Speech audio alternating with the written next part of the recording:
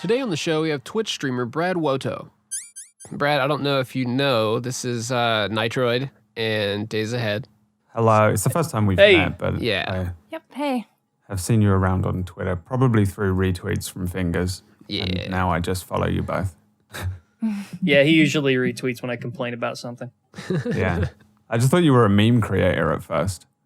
Like an MGS meme creator. That's I've got to do something about that. Nitroid, meme maker. Yeah. I feel like that's like I had just seen you retweeted onto my timeline and I was like, oh, he must be like an MGS meme guy. That was what I assumed. I don't know why. Well, that's not too far off. Oh, no. Yeah, that's sort of the impression I got, that you were very akin in tone to the Snake Soup.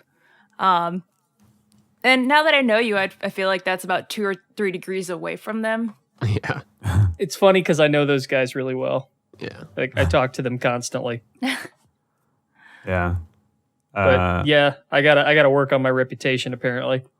That's all right. You can't get a worse rep than me. And I met you on my meme page, so there he I don't know is. where we're really at on this. Damn it. Yeah, I actually asked Robbie. I was like, hey, this Nitroid guy followed me. Is he cool? And he said, yeah, so you're good. Oh, man, I got to get on him later. He missed an opportunity. Now I'm wondering what that opportunity was. It's like, no, he's a freak. You got to stay away from that guy. Yeah, I would have immediately lied. I would have been making stuff up and be like, that blood-sucking freak.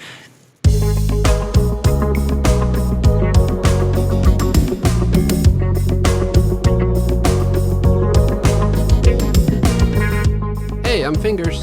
Hey everyone, this is Days Ahead. And I'm Nitroid. You're listening to the Kojima Frequency.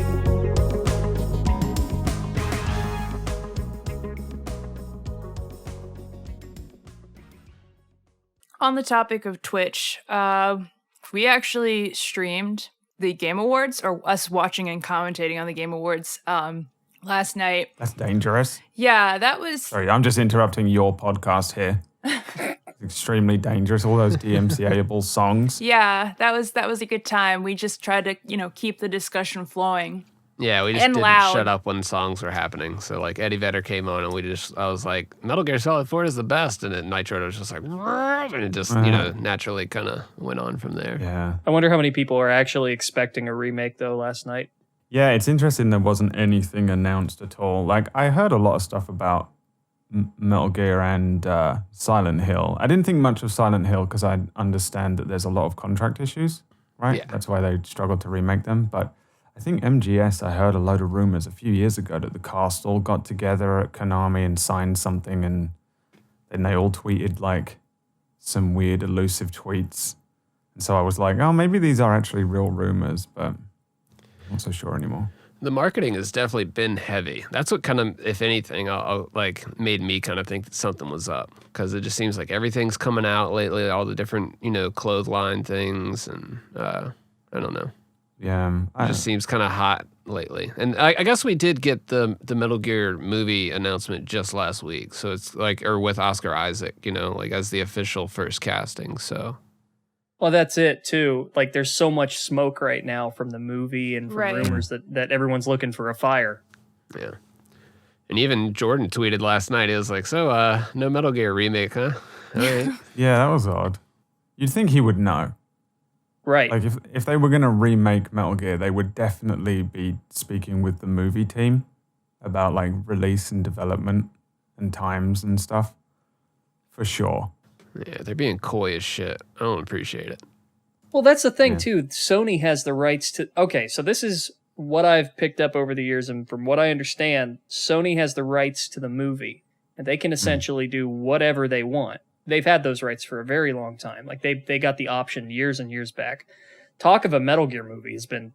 That goes back to, like, God, the early 2000s at least.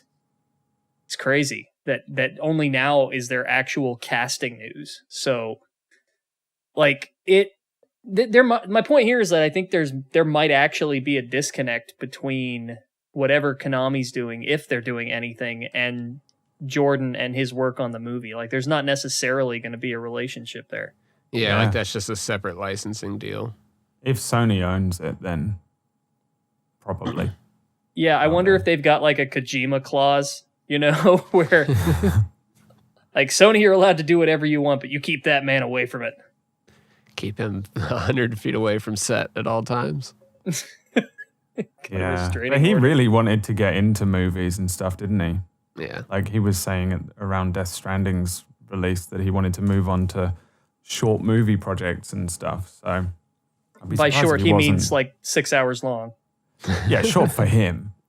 I'd be surprised if he wasn't like desperate to get involved, like texting Jordan all night, just trying to get in there in some way. I'd be surprised if he didn't have like a cameo or something as well. Oh, yeah. Pretty shocking if he wasn't in it like that. Well, didn't they say he's going to have a consulting role? I mean, he sort of already does, if you think about it. Yeah, I mean. Yeah, I don't know. I actually have no idea. For a long time, it looked like it was like going back under, especially when COVID happened. It looked like it was kind of like probably going to be a nail in the coffin until I saw a few tweets from Jordan that was like, I am going to make this movie, I don't care. And then, and then they just announced Oscar Isaac, and I was like, oh, damn, they really are kind of going for it. And Isaac seems like he's probably going for like an action movie. Like he wants to be the lead in an action movie because that's a really good position to be in for him as a solo guy on screen instead of just constantly being like the foil or the second, or whatever he was in the Star Wars movies. He had a military role in Annihilation too, and he was pretty good in that. Mm-hmm. Yeah. Yeah, he had mentioned a couple years ago wanting to play Snake too. He was just like, I want to be Solid Snake when they're asking him like, what kind of... So he's into it, is he? I haven't watched the interview thing. They did like a short one, didn't they? Was it an interview? Yeah. It's just one of those like movie press kits for like, I don't even remember the movie. It was like some sort of sci-fi or horror. Right. And he's just sitting there in the middle of the cast like, I want to play Solid Snake.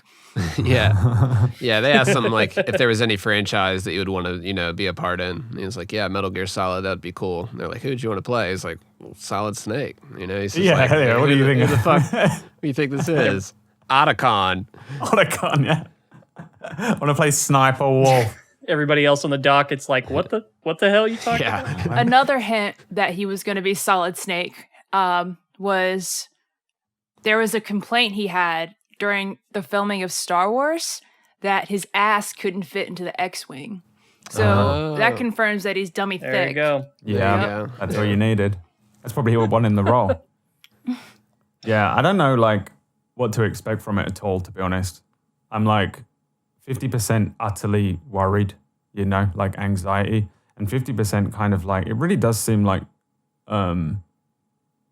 Jordan seems legit into Metal Gear, like properly, not like one of these people that's like, oh yeah, I love Metal Gear Solid. I've played Smash Bros. He does seem to be kind of super into it.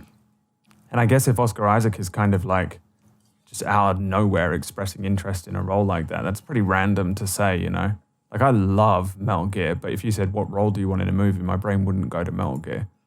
I'd think of some other random thing.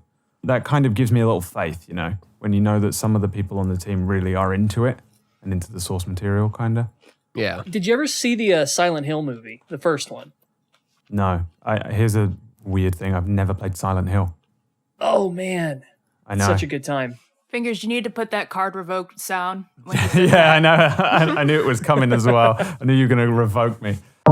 It reminds me a little bit of that because Christopher Gans, the director of that, was an enormous Silent Hill fan. And that's part of what got him the job.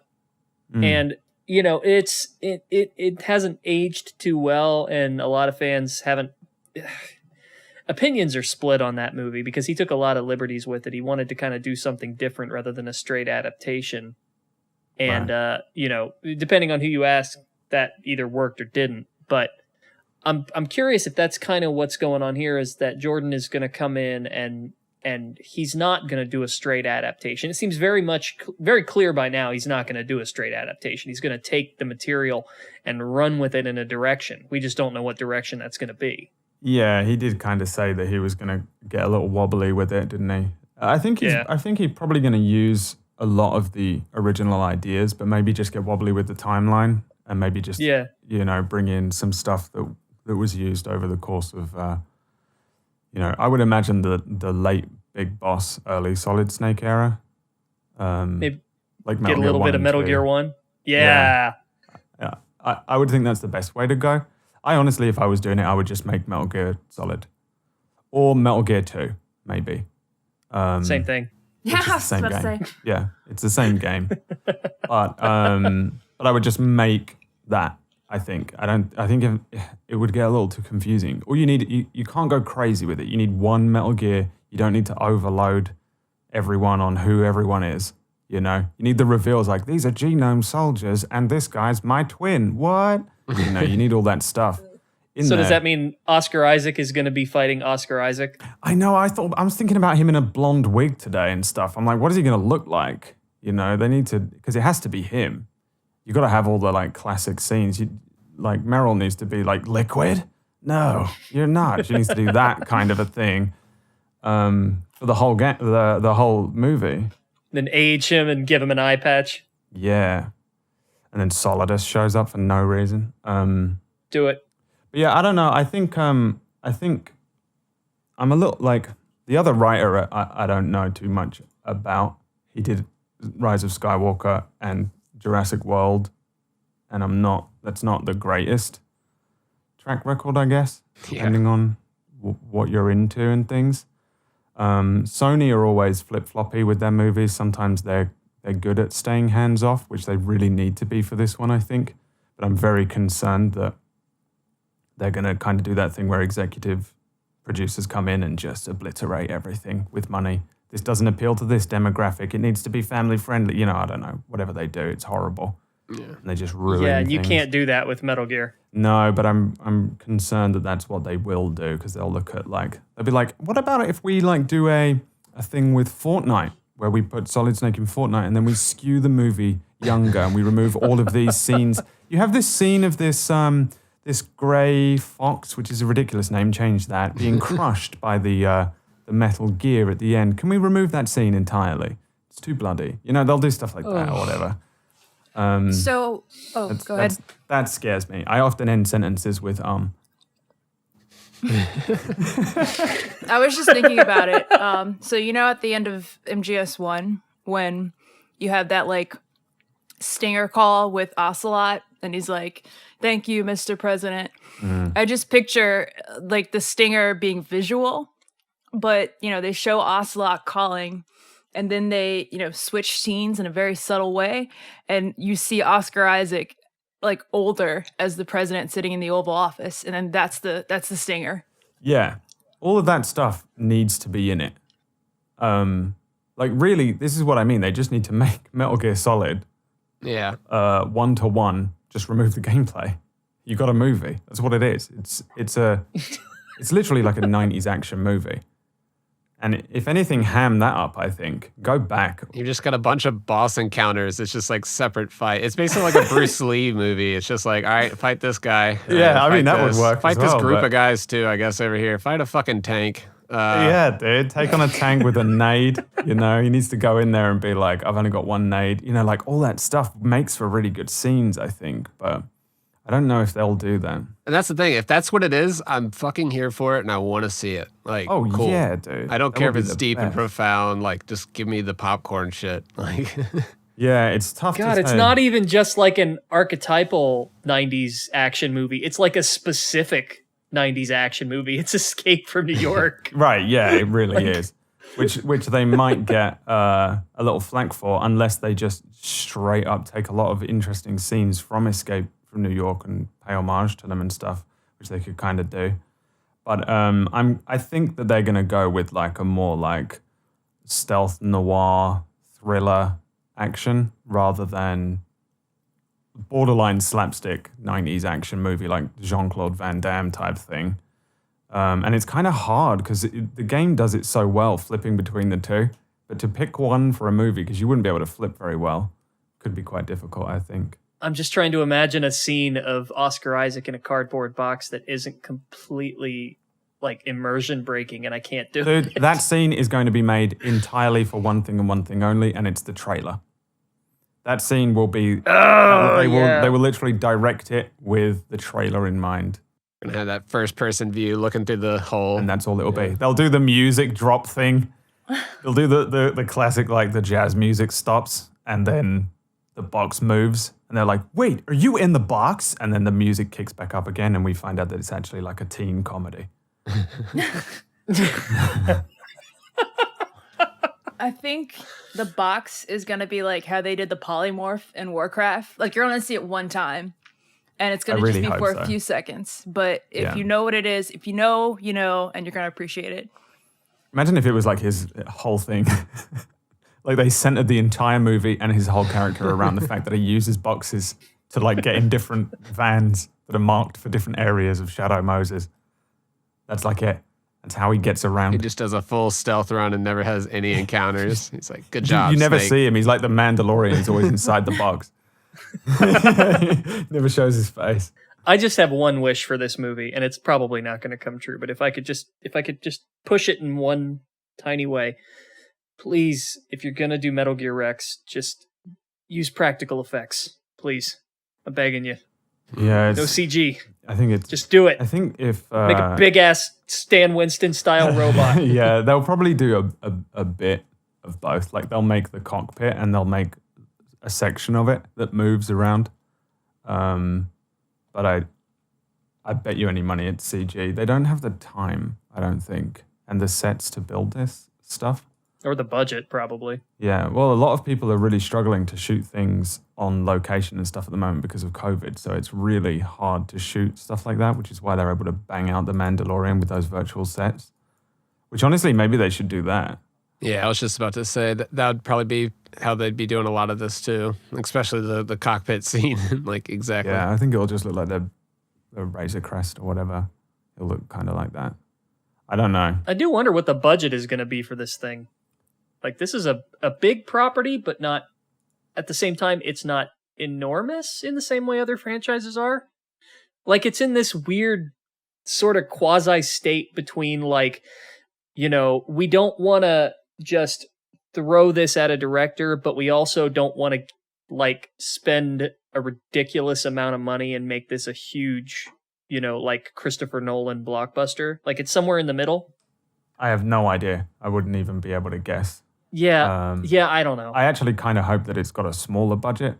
Usually, I prefer small budget movies, not like complete artsy movies. They kind of annoy me a lot of the time. But if it's got a lot of money, then it comes with a lot of oversight, and that's when you get all those demographic executive producers that terrify me. These strange reptilian people that live underneath LA. Plus, sometimes with limitations, you have art from adversity sometimes come out of that. Yeah.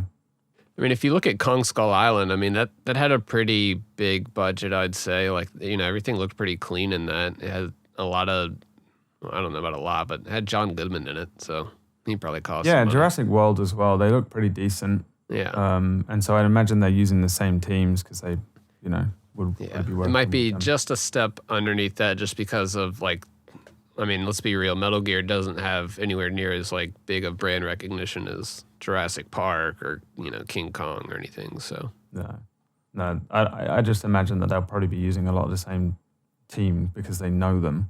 Yeah. But at least they know kind of what they're doing. There's no way it's got that much budget, though. The last three things they made were Jurassic World, Star Wars, and Kong, right? I believe so, yeah. Which are Is Jordan insane. doing the Kong versus Godzilla thing, or is that somebody else? No idea. I guess the point is that they were clean, so that gives me a little bit of hope for Rex looking good, and I think probably also the ninja.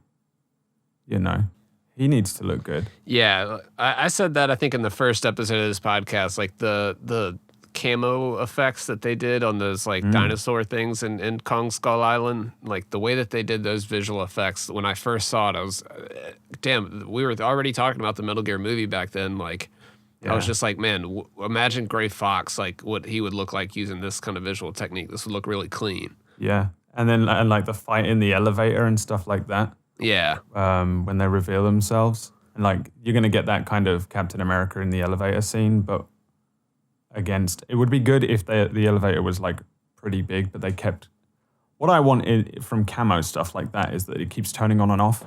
Mm-hmm. You know, like he keeps having to turn and fight, and then he punches one and they disappear, and then he's kind of having to struggle against two that appear behind him. Oh, okay, very yeah. anime style. They're about just Like that's how switching it. I just see all these set pieces. I Mm-hmm. would just connect. Yeah. I'd Yeah. find all the best scenes and just connect them and just do that. But again, like you said, it doesn't sound like they're kind of going with Metal Gear Solid. They're just calling it that, which I don't know.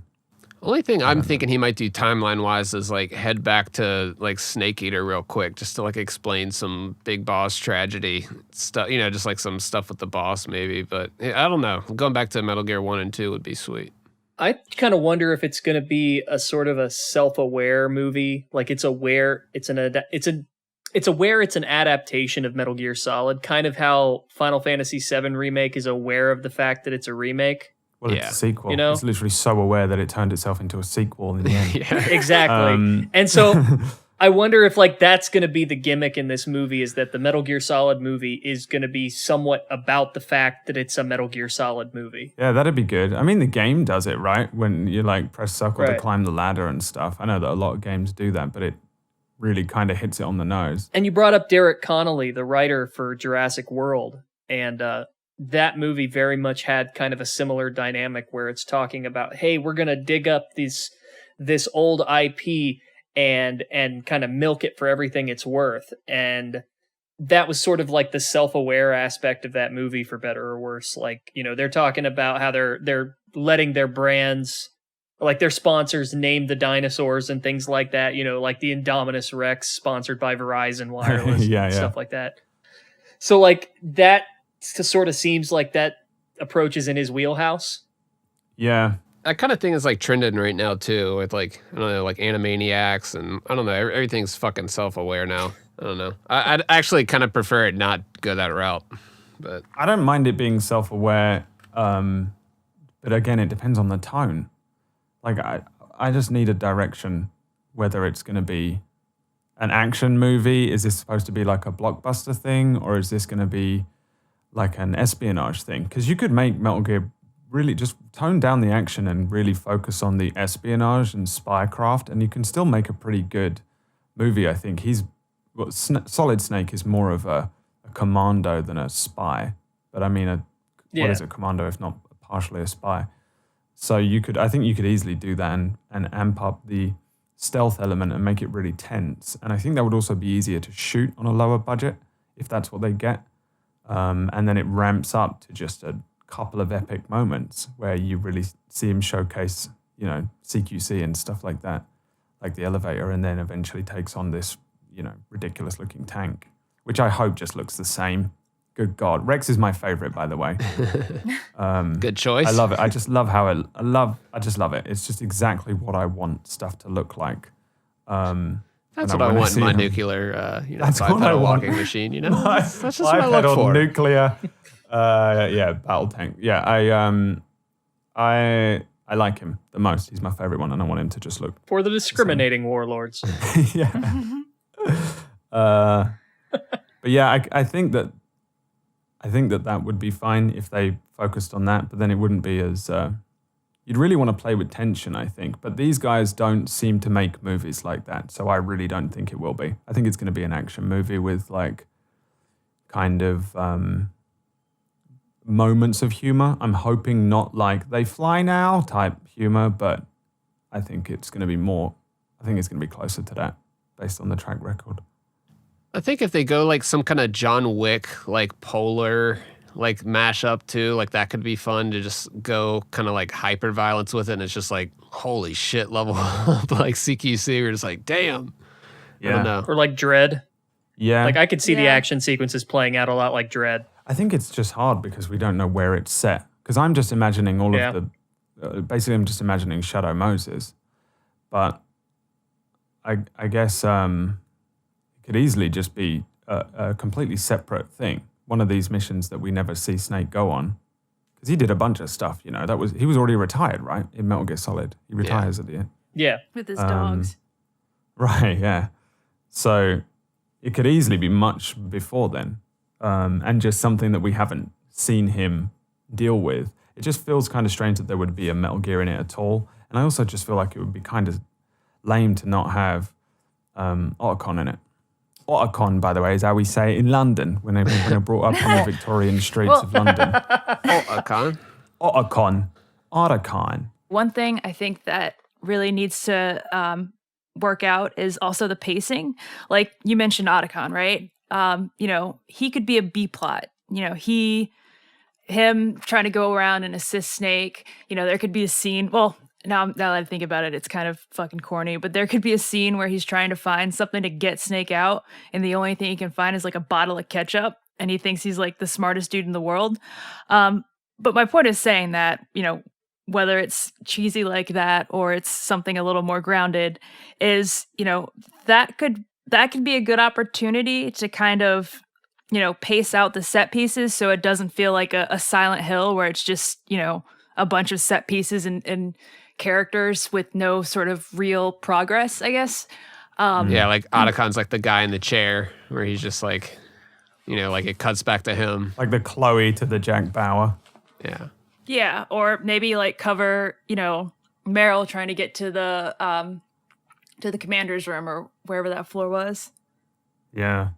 Actually, that wouldn't be too bad, I think. Maybe like if you set it at some point between 1 and 2, that actually would be pretty good as well. Like if it was just these two guys that are off the grid. But I feel like there's just so much unsaid. Like if you start a film at that point, you'd have to do so much stuff to give it context. And it like you can do that. You can have a horrible, opening monologue in 1963. They just begin and they kind of explain everything. It'd be awful. You mean like Resident Evil? Yeah, or any movie that starts with an opening monologue. Yeah. That just kind of tries to give you like 100 years of backstory. Would be a bad idea, but I think that it would be a decent movie. I think it should be grounded because they can build into the stronger material of like Big Boss and prequels, and because it's pretty serious. Like 2 is quite serious, really. Yeah. With its subject matter when you take the first few layers off. Sometimes people like ask me why I know anything about film. And I'm like, oh, didn't you know? I used to work for PewDiePie, okay? Yeah. Filmmaker. It's so weird that we were introduced by Konami. Yeah. Like, hey guys, he makes music. He streams. Yeah. Y'all should talk. Okay. Me and Peachy always say our close personal friend, Konami. Yeah. It's just so absurd. Yeah. Shout out to Peachy too. He's cool. He's great, dude. He's one of my good buddies. But yeah, I used to. I mean, I edited for Felix for like 4 or 5 years. Mm-hmm. The end there. That was like everyday uploads pretty much. Yeah, it almost killed me. Yeah. Exhausted Dude, that's by it. I do like I sit down like one day a week when I edit for this podcast, and like afterwards I'm like, fuck, like sitting down Yeah. doing that every day, man. Like, whew, I feel It's you. like my only real technical professional skill. I actually worked for YouTube before I worked for him. Oh, nice. I did some animating. I worked at the YouTube space or the YouTube studio in London, Mm-hmm. which was fun. I got to Hell yeah. legit work on some movies and stuff, and because they filmed a lot of stuff there. So yeah, I was doing like loads of just, I don't know, man, whatever they wanted. I was there like, oh, you need a lighting guy? I will just help. I don't care. It's fun. So did you go to like school for that type of stuff, or you just like self-taught, or just? Yeah, no, I didn't go to school for it. Me and my one of my best friends, Liam, when we were about 14 or so, just started to make dumb videos. We basically found a video camera, or got hold of a video camera, and was just messing around with it. But obviously, then you've got to learn how to deal with the footage and stuff. And this is like I'm old. I'm not that old, but like I'm 34 or 33. I don't know. I'm 1 year younger than you, yeah. Yeah, so but like going back then, you had these old camcorders that had a full VHS tape inside of it that you recorded onto. Remember Yeah, those? you had to cut. Like, yeah, yep. At an old, I don't know what it was, a JVC something. You had to be like, we're gonna stop this scene here. Yeah, and so we had one of those that we were messing with. Then we upgraded. We bought a better thing that was a DV tape thing, which was still quite hard to get the footage onto anything. And then you find, we had like Premiere, I don't know, Stone Age Premiere, Adobe Premiere. But yeah, we started learning how to edit our own stuff. And then we would just do essays for school, but we would just do video essays instead of writing it down because we just found it so boring. Mm-hmm. So I just learned how to edit. Basically, we were making YouTube videos, but there was no YouTube. And then, so I was doing that for ages. And then we just kind of gave up on it. Like both of us got a little older. I went off and did my own thing for a bit. He went and did his own thing for a bit. He actually went and worked in a graphics VFX place. He worked on some of the Harry Potter movies and things like that. Oh shit. Whoa. I went and got a job in an architecture office, which is pretty random. Yeah. Like, I had no direction when I was younger. I didn't care. And then, then we kind of got back together and we were messing around and we kind of made some dumb videos and uploaded them to YouTube. And then 2011, we started uploading YouTube videos because there was YouTube now. You know, there was like somewhere to put this dumb things that we were making. So for like 5 years, we were just making content on our own. It was kind of a small thing. We were kind of involved in some UK YouTube, you know, these horrible little cliques of these sociopaths hanging out. Yeah. And then both of us were kind of working with some projects on, with like YouTube official, Google and stuff. Both of us started working there for a little while. And then his girlfriend moved from America to England. She's from Carolina somewhere. And the both of them needed to buy a house. So we kind of called it on the YouTube content because we were running out of money, basically. Yeah. And by pure coincidence, my girlfriend met and was friends with PewDiePie's girlfriend, Marzia. Mm-hmm. And they were hanging out. They were like, let's go hang out together. And me and Felix were dragged along like boyfriends, you know, dragged into this thing. And I just spoke to him, just hung out with him for the evening. And I didn't know him at all. I like had never watched a PewDiePie video. Yeah. And I haven't since either. It's just not my content. Yeah. Which is really weird. People think I'm like a hardcore PewDiePie fan. And I'm really not really at all. Yeah. But yeah, he was like, oh man, I really need an editor. And I was like, man, I really need some money. And that's really all that happened there. And so yeah, I just kind of like jumped on to his channel and was working with him for many years there. But it's really, really hard work to do. Yeah. Especially for the majority of, like lots of it, I was alone and uploading 1-2 videos a day. Damn. It's nonstop, man. It's brutal. Yeah. Like these guys, man, they won't stop till they've got whatever, you know, the views and the metrics and the money. And I'm not really like that. Yeah, man. Brad on Twitch is a trip, man. Like just watching you with your, like you've got your little voice modulator and the sampler and stuff and all your samples just loaded up and it's like, you know. Yeah, like you check out, I got this one loaded up right now. It might be loud, but I'm going to play it for you anyway. All right. Look at that. All right. Sitting on that's one of my buttons. Yeah, I got a lot of stuff going on. I love it. I mainly got it because I run D&D every week Right. on Twitch, and That's Table Story, right? yeah, we started a kind of D&D Twitch channel a couple of years ago, and it's doing really good. It's really fun. It's the most fun I have in the week. But it was Table Story that got these Go XLRs, if you know what they are. Like, I'm really bad with audio, to be honest. Yeah, dude, I'm familiar with the Go XLR, yeah. Some people love them, some people hate them. For me, it's the best thing ever. I'm really bad at audio from everything. Like, I'm supposed to be a professional editor, but I still don't understand audio at all. It's my I'm not true gonna lie, Achilles heel. I was looking at them when when they first came out. I was like, all right, I'm looking at these. Yeah, some people say that the hardware in them isn't like the greatest thing, but it does so much for me, especially with streaming. Also, I think it does a lot for just basic, simple EQ compression stuff. Because I had I don't know what it was. It was like a Yamaha, you know, letters and numbers thing that was going into another tube thing that I didn't know what any of it was doing. Yeah, preamps matter. I do know the Go XLR has pretty solid preamps in it, and it's got a lot of those different functions and stuff that are just fun. So I really like it. You guys are speaking a different language. yeah, how's that feel? Yeah, well, it does a lot of stuff for me on the stream. Like there are little just real simple buttons that are what are they called? The little sliders that go up and down that allow me to control so many things. Because it's live and I'm one man doing it all, you know, it's not like a usual live setup. So I really, really dig it for that. Your own little mixing board, Nitroid. Yeah. You're sitting there and you've got like your faders for like, you know, if your game volume's too high, like you've just got like little volume faders for everything and your voice and the chat, you know, like if they're coming in and calling in. So it's like your little... Oh, that's sweet. I really, really dig it. And then like you can hit a button and then he'll sound like he's coming through the codec or like coming through a walkie-talkie or something or like... I can just make it sound like this immediately. And then turn it off. Yeah. It's so good. I do it all the time. Like, I don't think I can play the codec sound down the Go XLR, but I do have a thing that plays like the codec sound on a Stream Deck. And then I just do a, ha, snake, brother. You know, I just do that all the time. It's perfect. All right, I want one of those. Whenever there's a helicopter in any game, I'm just like, hi, D. And just straight away. It's the best. So good.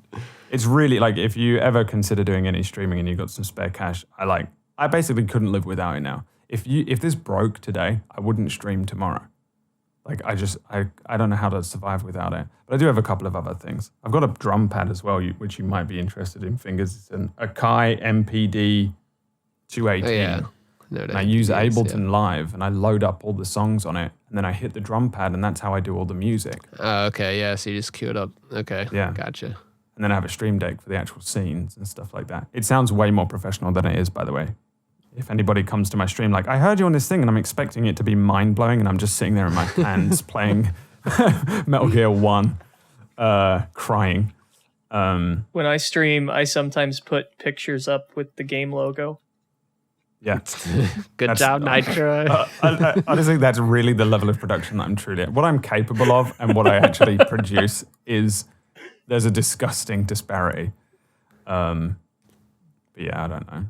Well, I would say, I don't know. I think it looks pretty clean, man. Like you've got like your layout, you know, figured out, and like, you know, I think you've been doing it for a while, so you're pretty comfortable, you know, like in that stream setting. I think that's the hardest part is like getting into that comfortable Getting level. used to them. Yeah, I stream every day, and what I love about it is the stability. The guarantee of like, this is how many subs you have and how much money I will get next month and, you know, how many people are coming by, and it's long form, so it's very relaxed. I need stuff that like is not anxiety inducing right now, you know, like working on a YouTube channel every single day. That's one of the largest YouTube channels in the world. Yeah. It's extremely stressful. A little bit of stress involved in that, yeah. And I just wanted something to like chill out. And YouTube is like, it's just potluck. You just throw a video up and you have no idea whether it's going to do really well or really poorly. And it's random. It truly feels like you're just playing roulette every time you upload a video. And I hate that. It drives me did nuts. this keyword throw it off, or did the algorithm pick up me saying this word and is that going to censor it And all? I have no idea. Like, That's I'm crazy. so bad at like min-maxing all that stuff. You know, I just like creating content and putting it up, and I'm not too good at like the business side of things through just being in and around the industry. And so long you obviously understand this and that, you know what I mean? But I really don't know it. Felix, you can just go, oh, can I name this video this? And he'll just say no, and then he'll come up with some weird algorithmic reason where he's like, oh, this is why that won't work. And I'm like, how do you even know that? Just master of SEO stuff, like. So he's just intuited how it works, essentially. I think it's his only thing he needs to learn and know, you know? So he has. Fingers says stuff like that in the chat all the time, and I don't get any of that shit. He's like, you can't tag this person twice or it's gonna go down in the ranking. And then he like showed me like this large record company's Facebook. I think it was Mad Decent. I don't know if we want to like call them out or not or whatever. But yeah, it was Mad We'll call Decent. them out. We'll fight them in the street. I actually have been to the place where Diplo started, but yeah, to the point. Like he was showing us Mad Decent, which is fairly popular. You know, it has Diplo, all the acts affiliated with him. But you go to see the page, and they have like 4 to 10 likes for like music and premieres and things that artists are relying on. And they have like 200,000 followers. Yeah, it's like almost. 300,000 people on there, and it's just like after you've deranked your page by posting so many links in a row with including hashtags, it's like that it kills your page's reach, and knowing all this shit makes social media so much less fun. Like I hate it. Yeah, I pretty. It's my job, but I pretty much stay away from it as best as I can. I don't go on doing Twitter music. and I had stuff. to learn a lot of the just tricks to not have that happen, and just learn how to post stuff correctly so it doesn't get buried. And And even with the tricks, it sometimes just doesn't work because there's like another algorithm you don't know about, or there's just the weird luck factor that comes it's into always it. changing. You just have to, it has to be on a blue moon at 3:03 a.m. And there's no way anyone could know that, but that was when you needed to post it. If you had, it would have been like this Just some viral guy thing. at a desk just flipping a coin. Yeah, it feels like that sometimes. I used to have to do that on that blog I used to have, Fingers, with all like the Metal Gear memes and Nintendo memes. yeah. It was like, okay, I need to get this done while I'm watching the Nintendo Direct. Like, I need to jump on that shit now. This needs to be out there first. Yeah, and then I had a part-time job, and that was always in the afternoon. So I had time to sort of dedicate myself to, like you guys said, striking the iron while it's hot. So even that, I know that's small potatoes compared to what you guys are talking about. But I understand at least why it's frustrating. It's all relative, to be honest. I haven't seen any difference between, somebody uploading something to 0 subscribers and PewDiePie uploading to whatever billions he's on now. It's relative. It's exactly the same process for everyone, really. The only difference is that YouTube really does favor more views because there's more ads. So they'll funnel the views and money upwards. So you're just a lot more buried as a smaller creator, which you just pinned Just under in a whole boot. separate bubble. Unless Once the algorithm gets you, it's just like a positive feedback loop then. It kind of, but then you've got to keep doing the same thing. It likes formulaic stuff, so you want to be uploading at the same time, and you want to be uploading the same amount of content, and people like the same video every day. Remember like Epic Meal Time and stuff like that? It was just like the same video. And Pretty it's much. like, this is just the same thing with the same jokes at the same beats. But, like Epic Mealtime would cook. It's just a sandwich one day and then lots of bacon the next. And you go, okay, I've seen this video every day for 100 years. That bacon obsession in the early 2010s. Yeah, man. Yeah. But that's what works, like just doing that and keep... It's pretty much like Metal Gear. It's kind of like Epic Mealtime. It's just like, the same stuff over and same over. game every single Yeah. time. Yeah, it is. So we're going to be talking about the movie forever. It's true. Yeah, we did stay. We watched the whole VGAs last night, pretty much just waiting for something. That was like 3 hours, and then we were like, oh, nothing. Yeah, there was very, So, very little. yeah. I'm a massive... The only game I prefer over Metal Gear is Final Fantasy in general, because they're both franchises, right? But in general, I kind of lean slightly more to Final Fantasy just because I kind of discovered it first, and I've got a little bit of a nostalgic boner for it. I enjoyed seeing Sephiroth show up and murder Mario. Yeah, it's canon now, like you said. Yeah. That was really fun. Did you see that clip of him doing what I'm assuming is going to be his down smash into Zelda? Oh, well, I don't know if we should be talking about Sephiroth doing a down smash into Zelda. I don't know if it's that much of an adult show. You want to get monetized on YouTube. Our SEO is going to go down. Nah. I mean, we go hard sometimes. We'll throw it in the thumbnail. Sakurai loves to do these clips of little hints with the characters that he releases. Another familiar one I remember is when they released the Sand Skin. They had a little clip where he was fighting a villager in pink with one of those saber blades, and it was supposed to be Chara fighting Sans in that final battle. I don't know if anybody's familiar with Undertale, but to that point, one of the things they show is his down smash, which is pretty much him killing Aerith, and then instead of her, it's Zelda. and it's in Kirby Dreamland. If you just watch the trailer, That's good. Yeah. frame by frame. All right. Do you ever just look at Smash Brothers and be like, how in the hell is this game real? Yeah, it's gotten pretty wild the past couple of years. I thought they were gonna bring Fortnite to it, but they brought Sephiroth, so I'm pretty happy with that. Yeah. I'll give it time. Yeah. Oh yeah, they'll have everything eventually. We got 3 more characters left? Two. 2? Oh. Yeah, the VGAs didn't offer too much exciting news though. Other than that, I mean, there were a lot of trailers, but they yeah. none of them were mind-blowing reveals unless you were part. I was on a call with a few people as well, and a couple of them are role players, and they have a role play server, so they were really interested in Ark. I didn't care, you know what I mean? Yeah. I was I have no idea why is Vin Diesel doing this? What is this? Because he wants to fight a T-Rex. But they were like, oh, this is good because it's such good potential for Ark and stuff like that. I guess Mass Effect was a big deal, but that's a little dodgy Mass because who knows where they could go with that. Well, the last surviving members of BioWare have left, and then they announced 2 games, Mass Effect and then Dragon Age. But the people that created both of those games, no one is left at the entire company. So it's strange.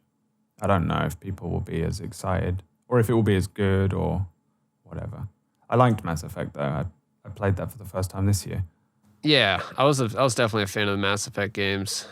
Even Andromeda wasn't that bad. I know it was kind of a step down for sure. I can say that, but I think gameplay wise, it was pretty fun. Yeah, gameplay it was pretty tight. The story was just kind of a letdown. I'm in the minority here that I like the first Mass Effect the most because of the. A lot of people think it's droll, but when you get to go down and explore all those planets. That's the closest I've ever had to a real Star Trek game. Yeah. So that was kind of scratching that itch for me. I didn't hate the first one. Thank you for explaining that to me, because you just unlocked so many blocks in my brain. What I like about the first one is it's relatively simple. It just presents you with this, and this, do this, go there, you're the good guy, or not. Go. And you just do it. The others get a little... The second one is really weird. It's just go around collecting friends, Yeah. It's a Pokemon game. It's really kind of not actually as good as everyone says, but it definitely fleshes out the characters in a really strong way that sets them up much better for kind of the more emotional impact of 3. Yeah. I enjoyed 1 as well. I didn't as much enjoy the gameplay. I think it's kind of a little dated and clunky, but I mean, what are you going to do? I think it just did a big shift from an RPG shooter to just a shooter. It was just this third person thing where the stats didn't matter as much. Whereas in the first one, you could be aiming right at a guy and just fucking miss because the RPG, the stats just said you didn't have enough in machine guns. Yeah, it's a little odd. I played a Vanguard as well, which is utterly and completely useless in the first game. The one where you just run at them. So it kind of made my first playthrough a little more frustrating, but by the end it was all good. Andromeda I think was very pretty, and I didn't play it with any of those bugs or anything. I think the story and all of that was a lot weaker. Kind of reminded me a bit of playing what do we call it, 5 or V. Whatever you want to call it, man. That's what I say. Yeah, I don't know. Someone's going to yell at you either way. Someone's coming at me now. But I don't know what your opinions are of 5, but I love it. I kind of hated the gameplay and loved the story, but found it to be really difficult to do either the way that I wanted to do it. It's so big and open, and it's like an Action Man game. If it was just called Action Man, it'd be the best game I've ever played.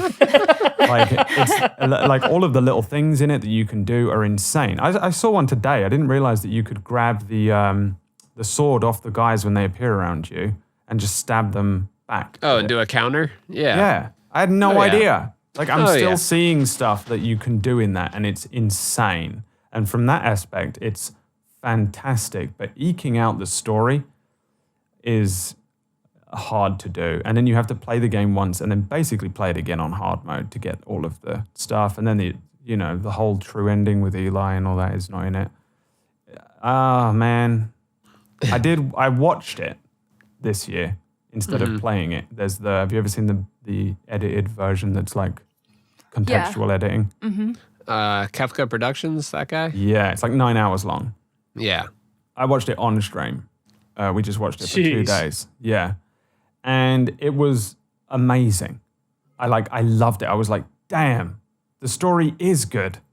I just never found any of this stuff. Yeah. It killed me. Because like separately, they're fantastic, but combined, I couldn't. I couldn't deal with it. But I had a rough year, 2015 as well, so I was kind of just moody that year.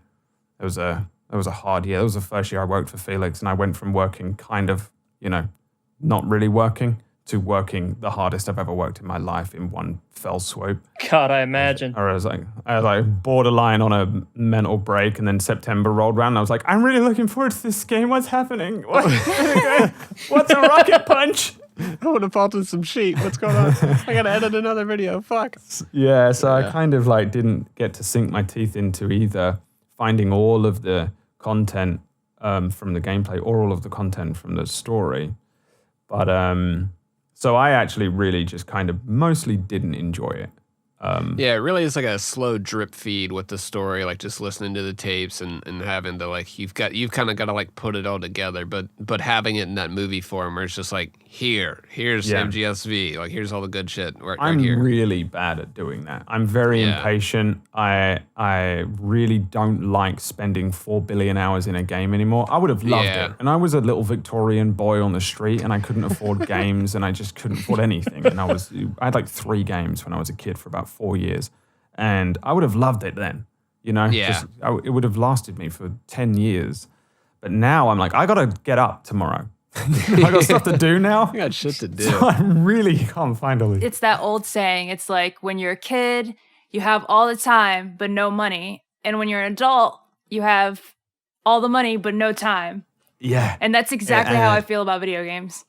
It super conflicts with these really big open world epic games, especially like ones that I'm very interested in. Like with that. I'm no longer. I used to play JRPGs like religiously, and then I haven't played had one. kids, and that's just not gonna happen anymore. Yeah, I used to read like every NPC's character in a town and be like, all right, check, got everybody. All right, time to go into the next screen. It's like reading a living book. It's like, no, Final Fantasy, I can't get all the secret materia anymore. I've got shit to do. Yeah, you can't do it. I actually have this kind of joke that's not really a joke, that if I'm still kind of streaming or doing like, online bullshit in like 10 years and I'm on that kind of old man arc of the whatever this is, I'm just going to slow everything down and do JRPGs. I'm just going to play JRPGs. Because like if I play them now, the energy isn't high enough, and all these Fortnite kids come in and they're like, "What the fuck is this?" I'm like, "Hang on a second, that's Terra. She's really important because she's half Esper." It's just not, and they don't care. Don't care. They can't even see it. It's too many. There's like 3 pixels. They don't know what they're looking at.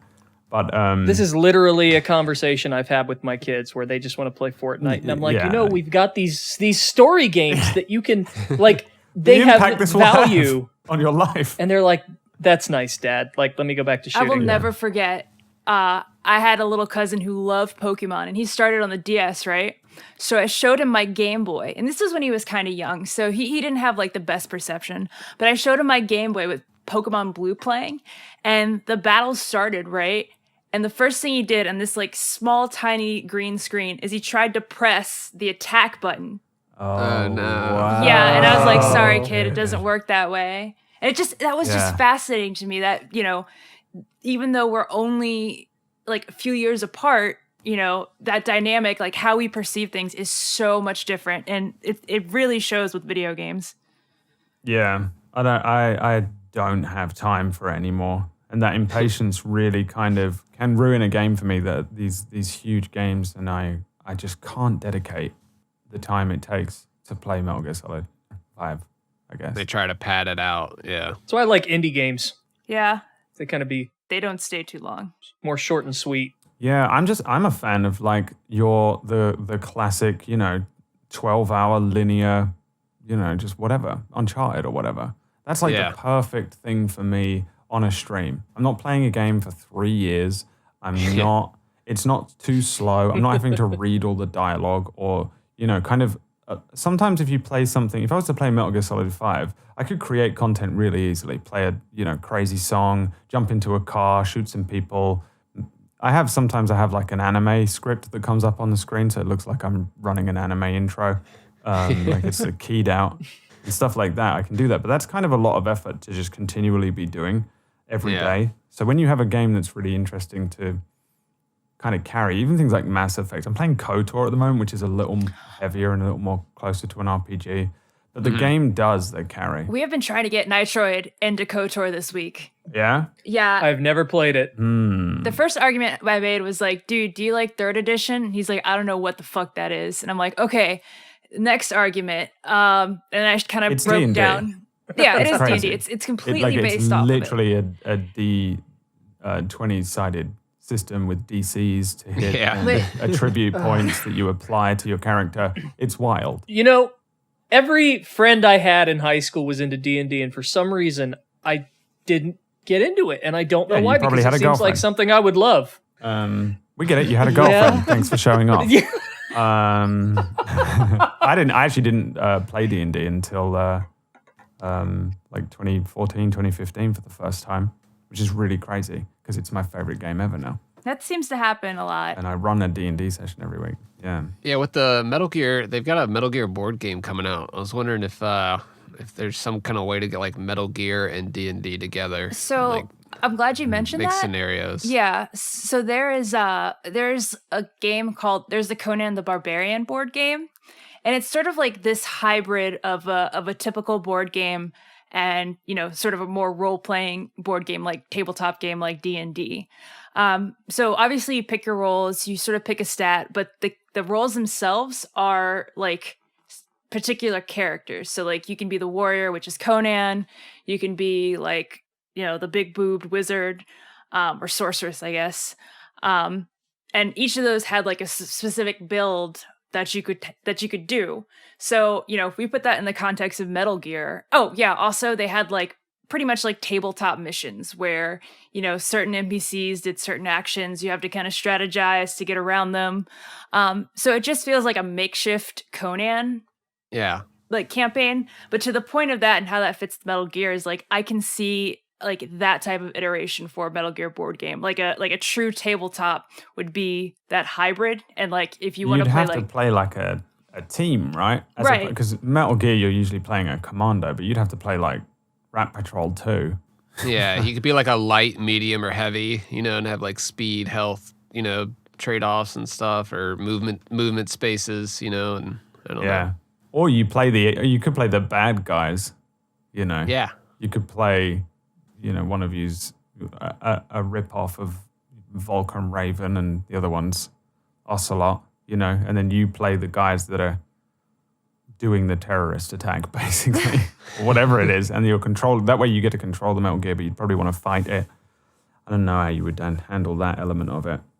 But you could easily do it, I think. So if my ignorant ass wanted to get into D&D, knowing absolutely nothing, where would I start? Find anyone that can DM a game for you, and then you tell them to DM a game for you, and then you find a time, and I guess like at least 2 other friends to play with, and then you just show up. Just let the DM do the rest. He'll tell you what's going on, how to play, and also if you can't find a DM, that means you're the DM.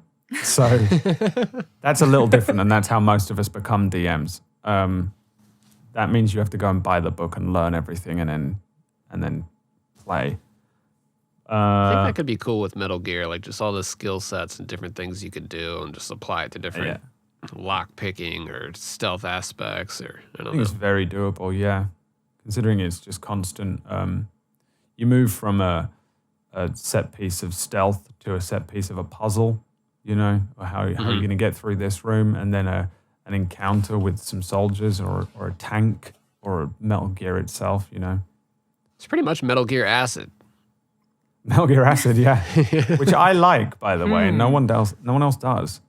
Nice. I love that game. You did? Oh, good. Yes. I yes, really it's enjoyed fantastic. it. Yeah, I had a lot I of want fun a third with one. I couldn't figure it out. Give me a third one. It's probably never going to happen, but Yeah, and it's non-canon, right? But Yeah. I find it to be very fun to play. There was a point where I had a PSP, and all I had was Final Fantasy Tactics and Metal Gear Acid, and that was all I had. And I would go to work, and that's all you need. oh yeah, that's all you need. I would go to work, and I would take these like 3-hour shit breaks because I was playing on the PSP. Did you play Acid 2? I don't think so. You got to play Acid 2. Maybe I'll play it. It's so good. They went back and they fixed like every little blemish that the first game had. Yeah. It's fluid. It's more easily understandable. They It's didn't so compromise fun, like the complexity. having a weird kind of card game Yeah. deal with. And then they also your inventory. gave it sort of a more comic book style, cell shaded visual style. It's really cool Yeah. what they did. I was a fan of the PSP era of Metal Gear, Peace Walker. Portable Ops I can kind of take or leave, to be honest. They were trying to do something with it that I'm not that bothered about.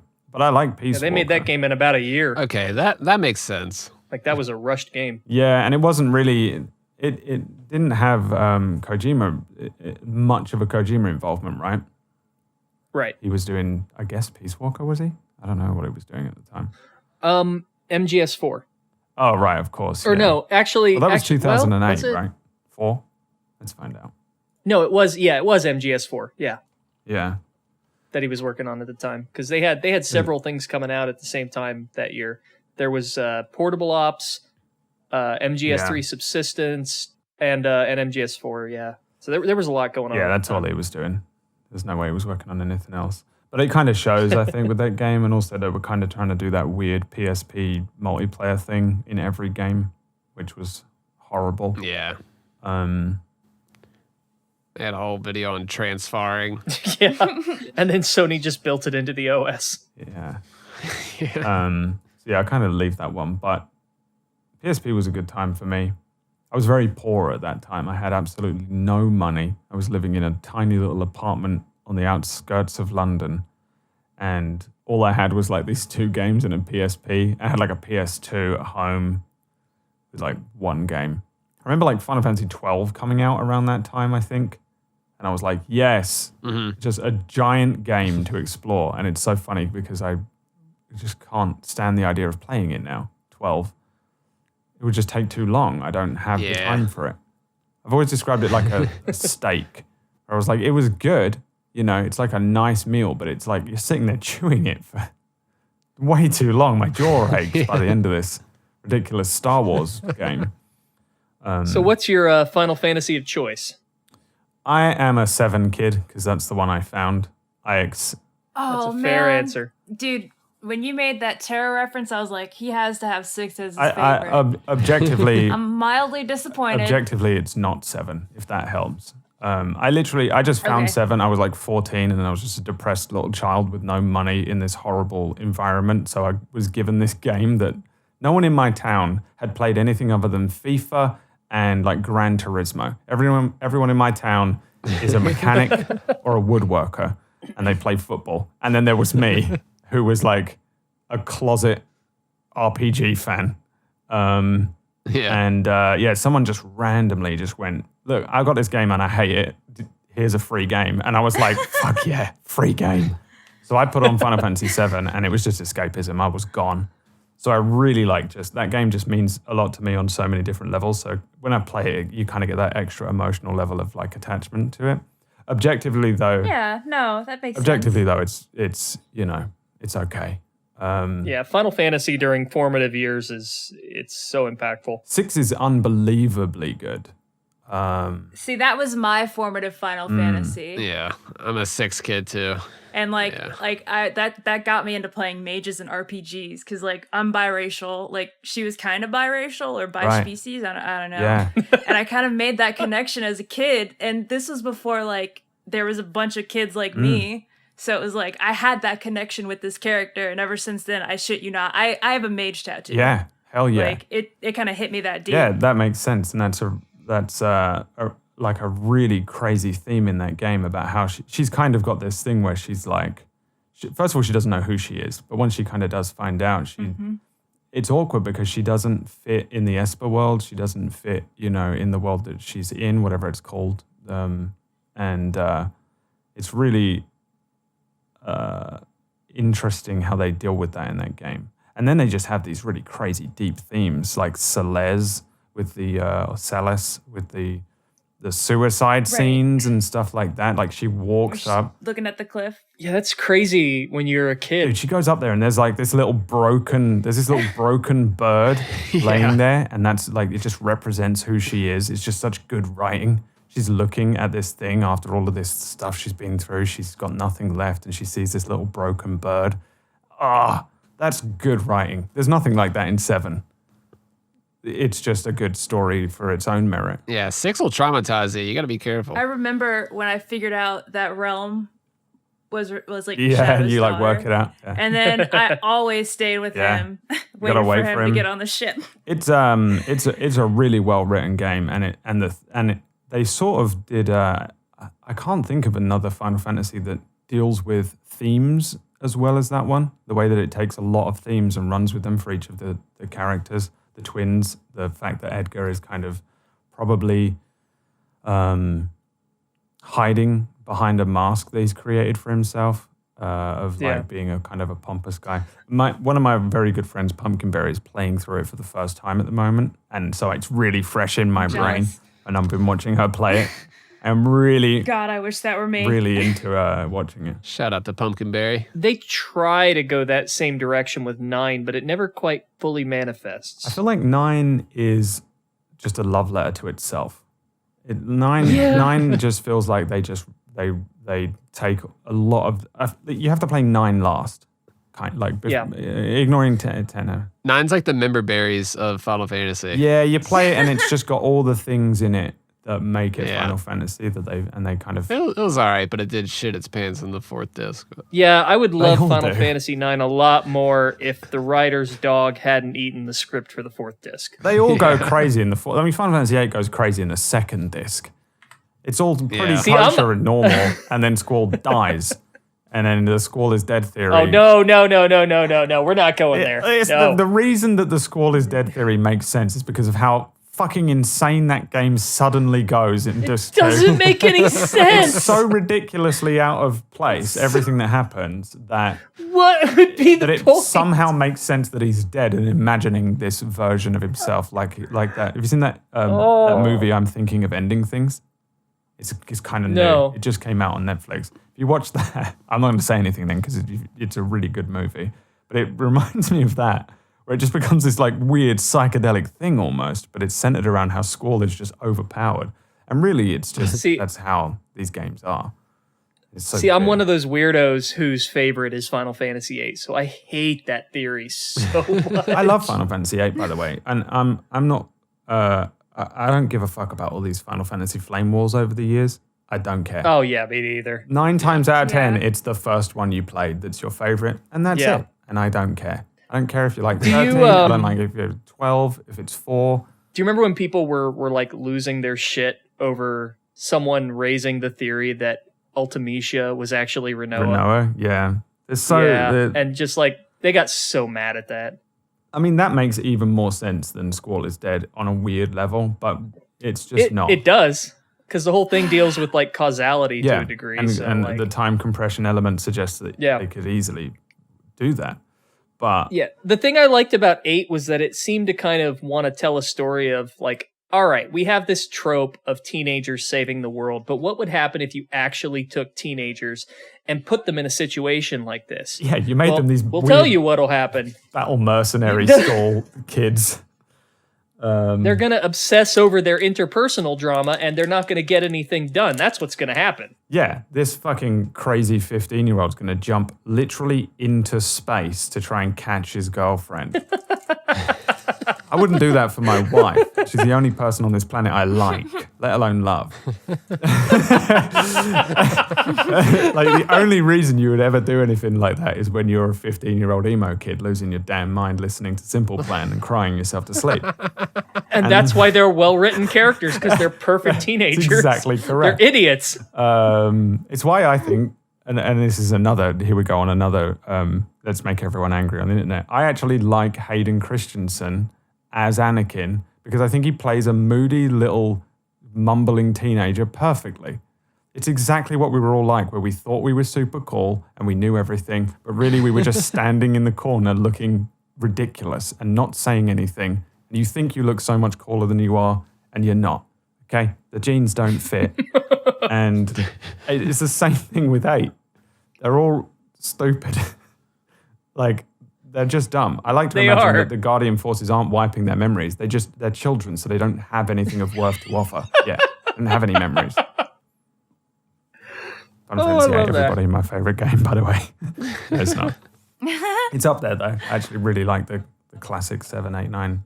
I love how absurdly complicated that system is. Yeah, and also just so easily breakable. I think the only thing that I genuinely don't like about 8 is the fact that you can complete it at level 7. Aren't there level 1 runs too? I have no idea. The lowest Yeah. I've ever seen anyone do it is 7. But I have no doubt you can probably just walk to the end. There's probably like a W materia type. Oh yeah. Yeah, Once you understand how that game works, it's just broken. Yeah, I can't do any of that stuff. I just play them for the story. And I never do, like 100% completion runs and stuff like that. Even now, like I'm terrified to play Final Fantasy VII because people always ask me what my favorite game is, and I say that. I usually go Final Fantasy VII or Metal Gear Solid is where I usually go with it. But but if I play Final Fantasy VII, they like expect you to know all this stuff online. Everyone's a PhD in whatever they need to be in that moment. So I feel like I would just play it and they'd be like, why don't you know about this door? And why don't you know about this thing? You don't like Final Fantasy VII. And I'm like, because I like the story. Like no one cares about the story of games anymore. They're just interested in all the... They just want you to run it perfectly and hit all the secrets on the way. Yeah. Yep. So I've always been... I've always said I'll never play it because you'll ruin it for me, Twitch chat. Yeah. Metal Gear Solid's a much easier run to just kind of go right through, and and I can demolish Metal Gear Solid. Like, what's your fastest run? I don't know, but I did it in like 8 hours this year, which was on a stream. Yeah, so I was about to say like stream and chilling. Chatting. Yeah, we've had a couple speed runners on, and they're it's nuts. What is the guys quickest? do, It's man. probably about 15 minutes. What was Stealth's time? Do you guys know? What's the word? Oh, like hour and a half, something like that. Yeah. Yeah. I'm nowhere near there, but if you said to me you have to speedrun a game for your family's life, that's the game I'd pick. Dude, the pacing is just so on too. So even if you're speedrunning, it kind of feels like it's still making sense, I guess. Mm-hmm. I love it. I think It's just boss fight, little stretch. Yeah. It's the only one I didn't struggle with. I did a chronological playthrough for the first time ever. I usually take a couple of years off before I go back and play something like Metal Gear or a Final Fantasy game. They're the only games that I really play again and again. Usually I only play games like once. And I've never done a chronological run. And I was like, it's the first time I kind of said to my stream, I was like, I'm going to just play a game that I want to play. And I just want to sit and show you something that frankly is an amazing series of games. And I need you to see it from my perspective. Not from, Johnny Online or this journalist or, over years of nostalgia bloating or hatred. I just want to show you how I enjoy this game. And I'm going to play it for the first time in a chronological way. And honestly, I think it might have been my favorite ever time I've ever streamed anything. Yeah, and just relax. It lasted about a month and something like that. And I just enjoyed it so much. And playing it through chronologically for the first time, I still don't know. Everyone's always like, what do you do? Which one? Play through chronologically or not? I guess it doesn't matter, but it really gave me a lot more perspective than I thought it would. I love these games because you always, like, how many times have you probably played through them all and you always kind of find something new? Oh, for sure. This is definitely the series to do that. Yeah. Yes. Oh, don't get me started. It's insane how many times you'll see something or you'll find some nuance to a line that means more than you realize, or give you some perspective on a character. They're so well done. Yeah. And I really enjoyed it. And it was one of the first times me and my community really felt like, I don't know, we were all just kind of there, truly just sitting together and enjoying a thing together. And I'm not one of these people that like kind of does the, my community is beautiful, but it was a beautiful time. It was a beautiful time. Man. Like 3 minutes after the end of my final Metal Gear stream, which I guess was Revengeance. Yeah. I think I did it. 3 minutes after that, I went back to flaming me. Don't get me wrong. Like as soon as it ended, they turned on me like those compies in Jurassic Park 2, kill that man. They'll never let you down. I was going to say, that seems to be the caveat, because I like the chronological order in a sense that I kind of like watching the degradation between like Metal Gear Solid 3 till you get to like Shadow Moses in 1. But to that point, I didn't realize the implication of like Rising or Revengeance being the last game, like the finale. Yeah, it's really annoying when you're doing it on Twitch, and it's like this big epic thing, and then you go, right, now we're going to play this one. Now, don't. This is how it kind of ends up. I said that I would do. Everybody's saluting at the gravestone and shit. They're like, all right. They're like, Rules of nature. Rules of fucking nature. Yeah, it was an interesting thing. One of my friends asked me which order to do it for the first time. He was going to show his girlfriend, and I was like, I think it kind of comes down to whether you can handle the changing graphics at this point.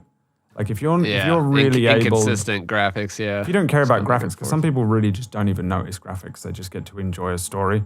I kind of feel like chronological now, and I really wouldn't have said that before I did this playthrough up until then. But I feel like if for most people, you should just play them in release order, I guess. Yeah. That makes sense to me. Maybe do release order and then go back and do a chronological. Just experience both. Yeah, because you sort of got to play it twice anyway. You can't really play it once because you just won't know what's going on. Yeah, it's all just hitting you like a ton of bricks. It takes so many playthroughs to get it. Yeah. Yeah. Dude, I've been playing this crap for 30 years. I'm still figuring it out. Right.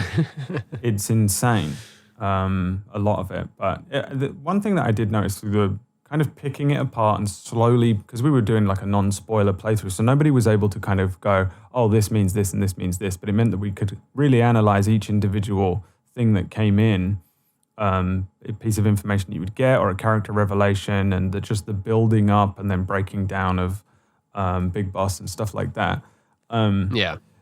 Slowly going through it meant that I think a lot of people from an outside perspective that were watching my stream and seeing the games for the first time really appreciated it from a cinematic level because they were just watching it.